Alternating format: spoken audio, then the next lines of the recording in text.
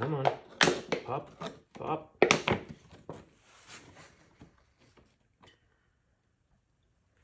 Even with 6 gallons of Evapo-Rust, I just didn't have enough to cover this part that was sticking up. So I'm going to get a little creative here with some science and create a little vacuum. Come on.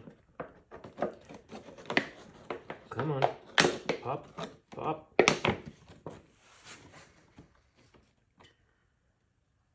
There we go.